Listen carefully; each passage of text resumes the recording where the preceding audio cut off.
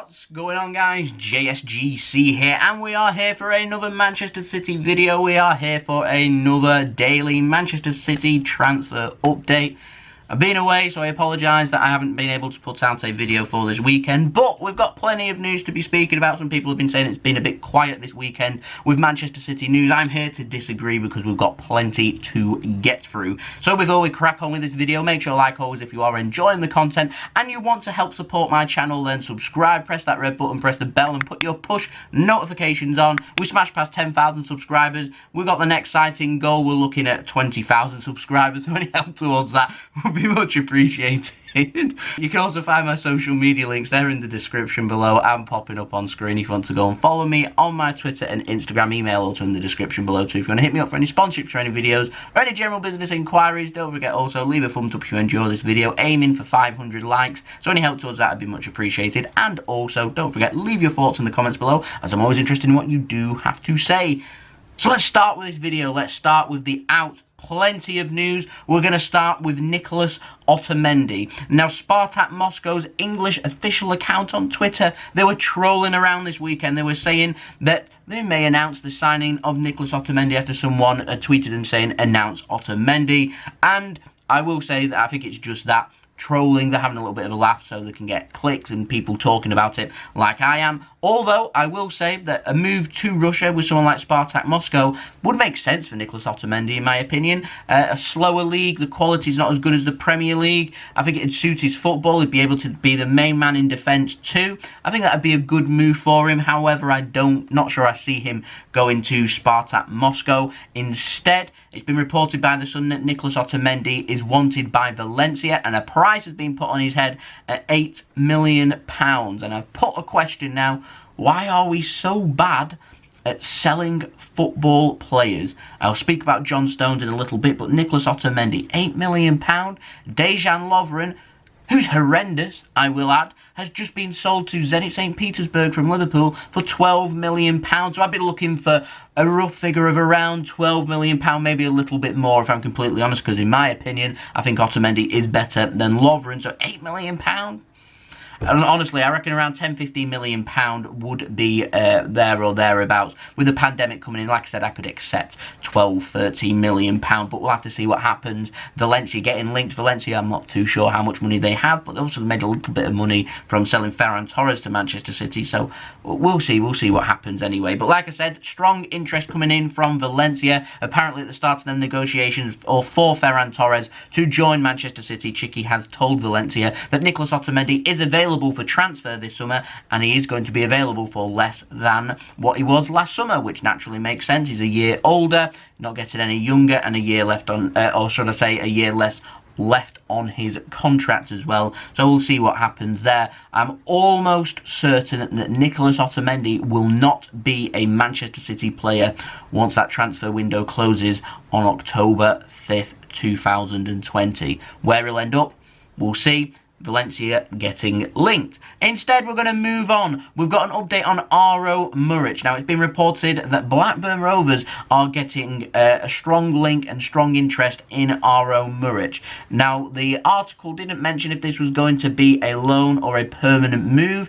A loan move to the Championship would make sense. Obviously, went out on loan last season to Nottingham Forest and it didn't work, and they are in the Championship, but that was all down to game time, and so I'm not too sure how much game time he would get at Blackburn Rovers. I know I've got a couple of viewers that are Blackburn Rovers fans, so I'm hoping that they can let me know in the comments below who their goalkeeper is and how many minutes they'd expect them to get, and if they were to sign Aro Muric, whether he'd be the number one or not. I think it's very important that if Aro Muric is loaned out, that he has to be a number one at the club that he is being loaned to.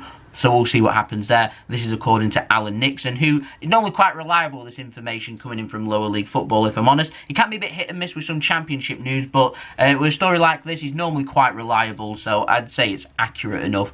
So we'll see what happens. Instead, we're going to move on to Taylor Harwood-Bellis. He's getting linked with a loan move to Leeds, according to The Athletic. Now, Leeds are chasing Ben White, and should they fail to sign him, then they may well look to try and loan Taylor Harwood-Bellis instead. Now, if Harwood-Bellis was was to be loaned out, I think this would be a good loan move for him. I'm just wondering how much game time he's going to get. I think it's very important this season that any player that leaves Manchester City out on loan, the loan move has to be right for them. And so, in particular with Harwood-Bellis and Tosin Adarabioyo, that it's important that if they're going to leave, then that move has to be right for them. And whilst I would love Harwood-Bellis to go out to Leeds, because he would learn a lot not only from Premier League football but from Bielsa as well, I'm not too sure how much game time he would get.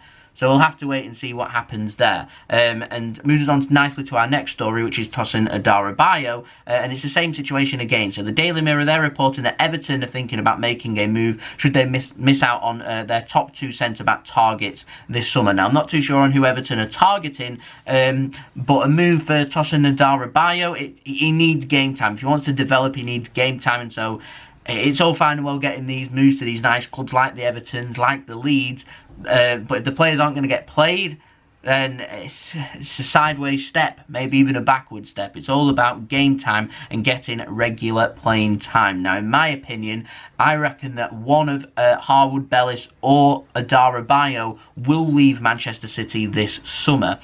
I reckon that might be a loan move for Harwood-Bellis to get him some game time, and I reckon that Adarabioyo for the next season, as a reward for how well he's done on his loan move at Blackburn Rovers, that he should be given the chance to be in and around the Manchester City squad. I reckon that should be, in my opinion, the replacement for Eric Garcia, should he leave Manchester City this summer. Now, if Eric Garcia doesn't, then potentially Tosin Adarabioyo could be loaned out or maybe even sold permanently if there is a club out there willing to pay enough money for him. How much you'd value Adarabioyo at? A young quality English player like that, I mean, I'd be looking for a double-digit million figure in my opinion, but you are free to disagree. But like I said, it's all about what happens with Eric Garcia. So we're going to move on to David Silva now. Now, Corriere dello Sport in Italy, not the most reliable, but they're reporting that David Silva, he had the option of a 1-year contract extension, as I brought to you a couple of weeks ago, that was offered by Manchester City. David Silva has politely rejected that, saying it's now his time to move on, and Lazio is set to be his destination. That could be announced even today.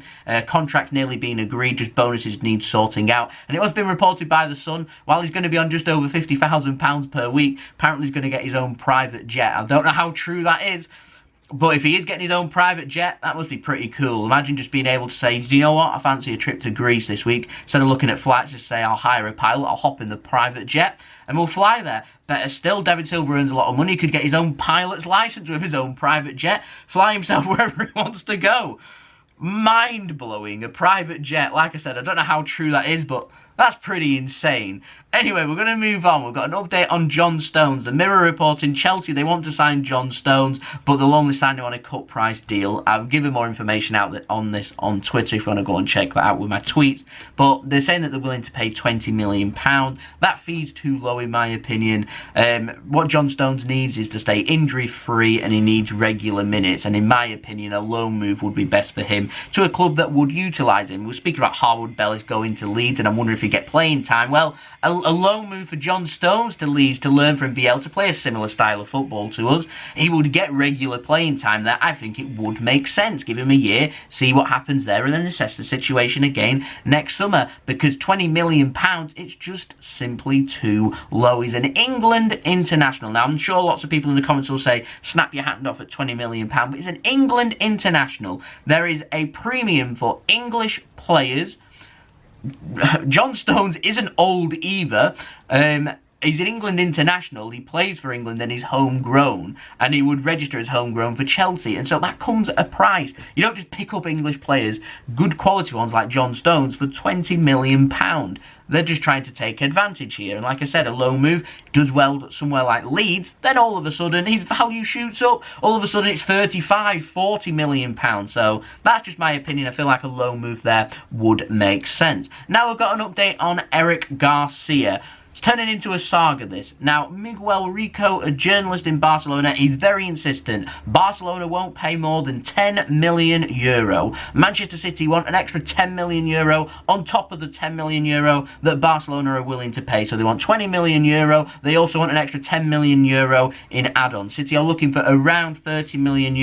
They're looking for a similar fee to what we paid for Ferran Torres. So we're looking at around €20 million and €10 million in add-ons. That's very clear from City. Barcelona, very simple for them. Either pay up what City want and negotiate, or they can sign him for free next summer. And City seem very keen, if that is the case, of using Eric Garcia for the next year and then him leaving for free next summer. But trust me, it's well within the best interest of Manchester City, Barcelona and Eric Garcia that he leaves this summer for the sake of his own career. I couldn't imagine Pep being too happy with having a player that does want to leave being at Manchester City for the sake of it. I wouldn't imagine he'd be getting many minutes, if I'm honest. Now, Martin Blackburn at the Sun saying that Barcelona, they want to pay £14 million, and I've heard several sources say around £14 million, which will be rejected by Manchester City. City are looking for around €20 million, I've stated, looking for a €30 million deal, so €20 million in fee, €10 million in add-ons. We'll see if Barcelona up their price. It may be a case where if they up it to 16 towards £20 million, City would then negotiate and agree on that. Now, Calcio and Mercato in Italy were saying that Juventus are interested in signing Eric Garcia too. That move simply doesn't make sense. Eric Garcia wants to return home. If he's going to commit to stay to going to Juventus, he may as well just commit to staying at Manchester City because he hasn't got it bad here, let's face it. So we'll see what happens with the future of Eric Garcia. Now we're going to move on to the ins, and we've got a new name. It comes in the form of Caio Roque, I hope that's how you say his name, of Flamengo in Brazil. Now he's signed for the CFG, the City Football Group. This is according, to Vene Casagrande, who is a Brazilian journalist. He's going to sign for £1.4 million, but the deal could be rising to more than £6 million with add-ons and bonuses. He's an 18-year-old Brazilian left-back. Where he's going to end up at the CFG, I'm not too sure, but if this is true, I wanted to welcome Caio, I hope that's how you say his name, to Man City Football Group, if that is true. Now we've got a Koulibaly update. Corriere dello Sport have been reporting that Manchester City are willing to go to as high as €70 million, and this is going to include cash and add-ons. Napoli are going to politely decline this. They're looking for €90 million, and that €90 million is creeping about more and more from Italian sources. Now, Manchester City would have to break their record transfer fee paid for a player if they want to sign Koulibaly this summer. I personally reckon around £65 to £70 million in cash, plus around €5 million in add-ons would probably be more than enough to get this deal done.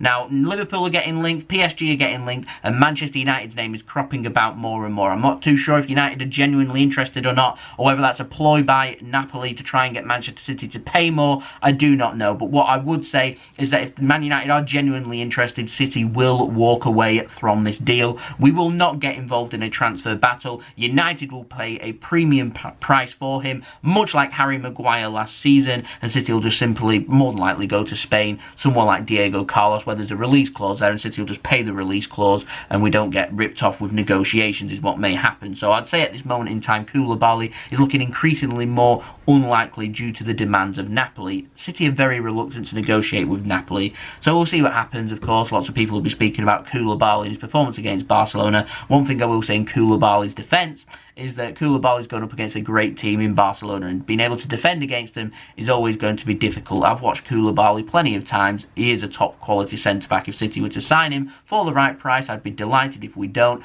we'll move on to other targets. Not that bothered. Anyway, Harry Kane, we've got an update on him. He's getting mentioned again. Now, Alan Sugar, Lord Sugar's been tweeting that he heard a rumour that City, they want Kane and they want to pay £200 million for him. Simply false, 100% false. That isn't going to happen. If I'm honest, delusional, bad rumour. Just wanted to address that in case people start leaving them thoughts in the comments below. And lastly, we have got an update finally on Scott Carson. Now, this morning I was watching Manchester City's latest video, their training video, before they travel out to Lisbon for the quarter-final match against Lyon in the Champions League.